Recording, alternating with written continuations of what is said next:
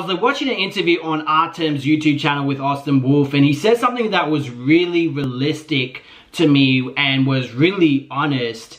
He basically says that getting STDs, etc., is a part of the gay lifestyle. Check it out. That is a way of life, being a gay man, period. Now I agree but disagree with him in the same time, and today we're going to go through this interview and I'm going to add my commentary to it.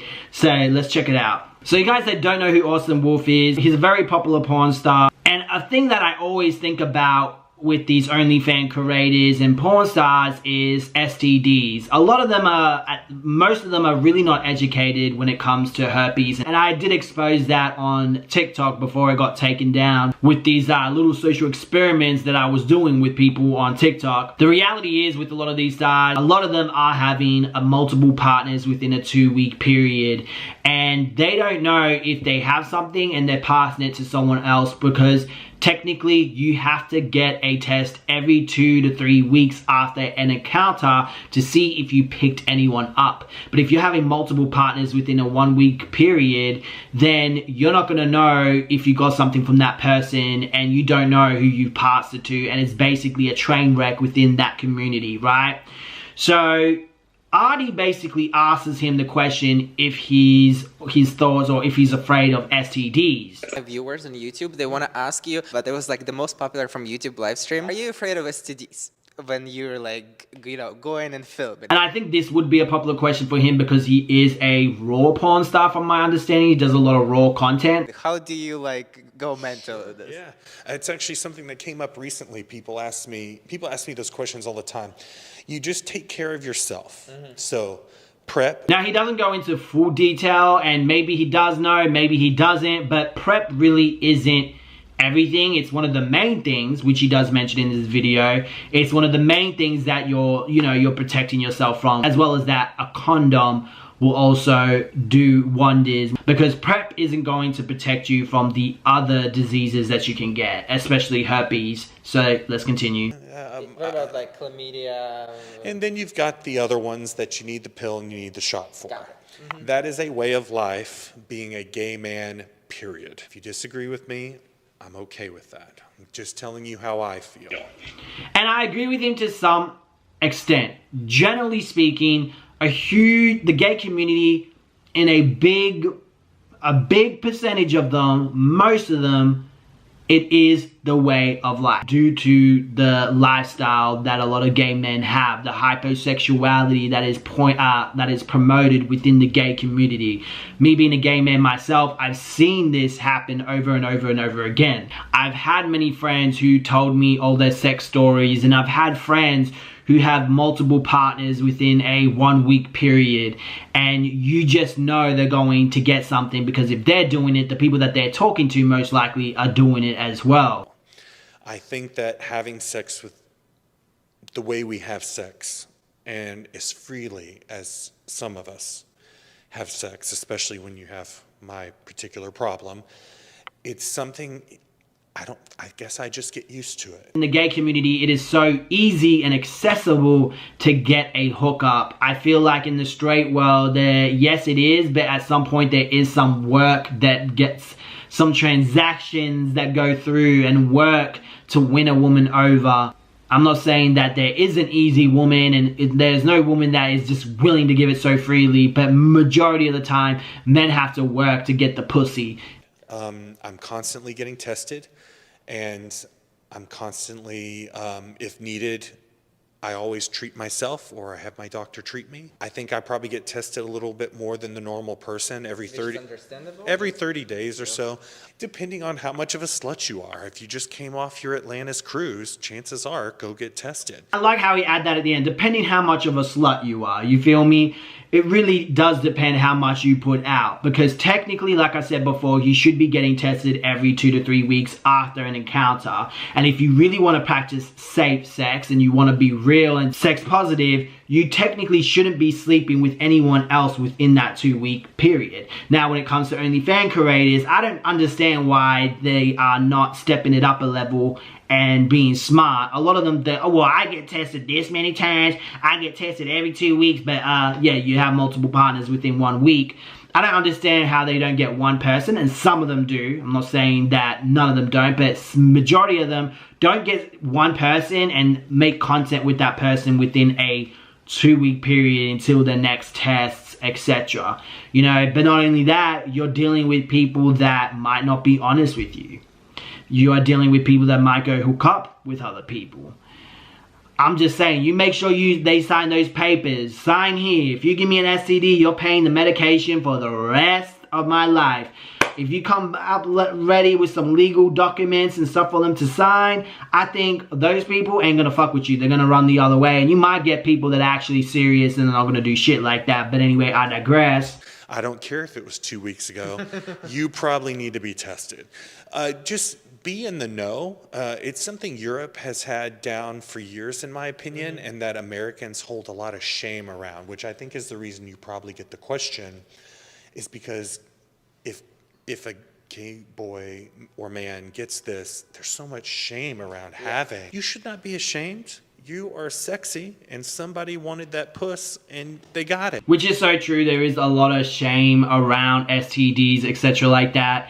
And especially in the straight world, you hear it a lot when they talk about or come for the gay community per se. There's always these type of comments, STDs, and even gay men towards each other. Like there was some drama on Twitter recently.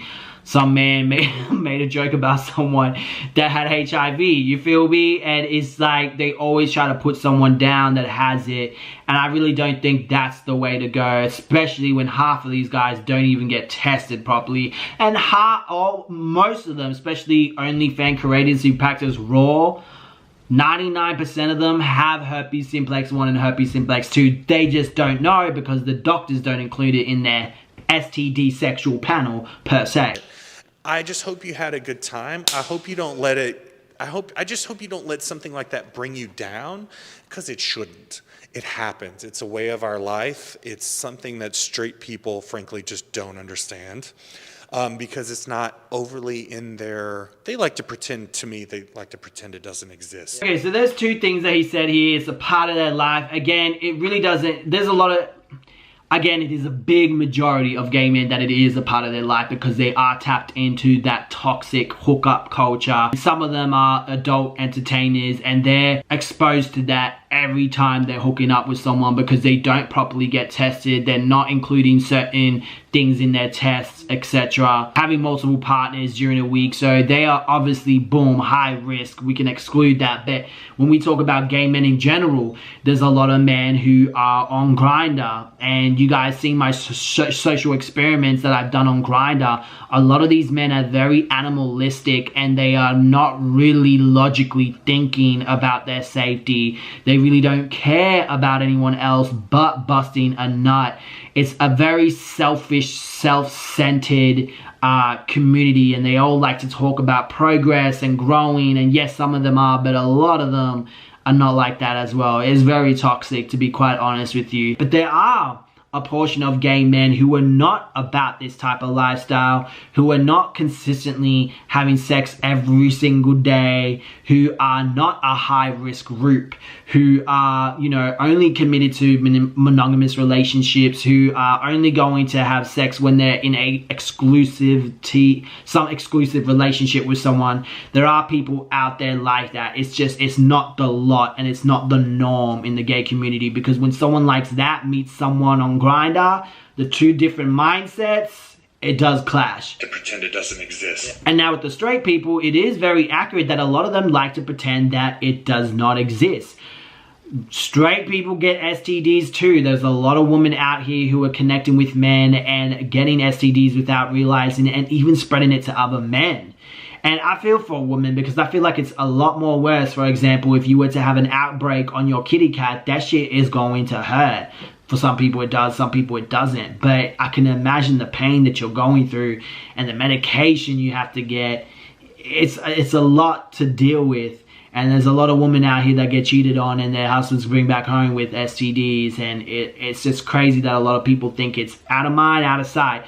But just like with the gay community, the straight people as well, when you're about to enter a relationship or you're about to get sexual, it is so important to go to the clinic and get tested together, to wear your protection until you know it's a serious commitment and you've been in a long-term relationship. And then if you feel safe, then yeah, do it. It's always up to you and what you want to do, but that's what I recommend. When you're in a long-term committed relationship and you know this guy's good, that doesn't mean that it can't happen and you might not get something, but at least you know you tried your best and you did everything you can to protect yourself. Compared to us, I feel like we're a little bit more Aware.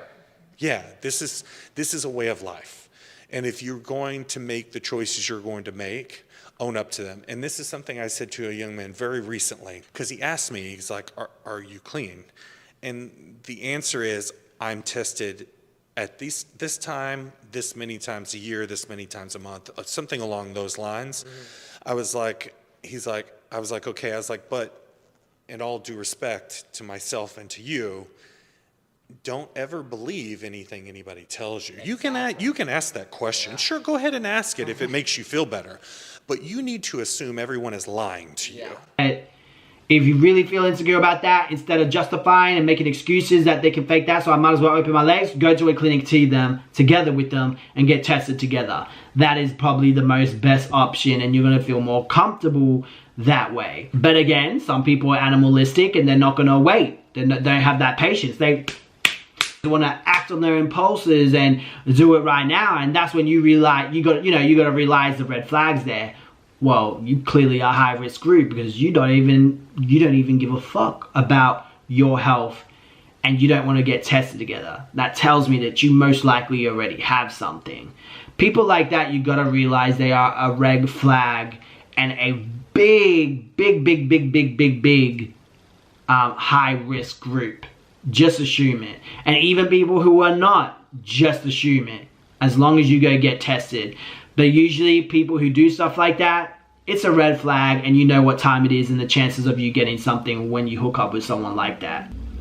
Not only that, Austin, for example, in this thing, he's telling the person that asked him, this is the date I got tested. That sometimes doesn't even matter, because if, let's say I'm about to do a scene with Austin, right? He's like, yo, Marlon Lewis, you know, you're so sexy, Marlon.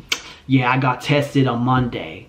And let's say it's Wednesday. But yesterday, I got with somebody and we filmed a scene. He might not even tell me that information.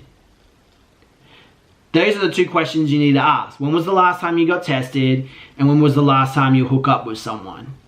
Once you figure that out, you're going to realize there's a risk here involved, because the previous person he got with probably had other multiple partners, probably maybe didn't have a proper test. So really, when you're in the OnlyFans adult world, 99% of chance that you're going to get something, especially if you hook up with someone on Grindr.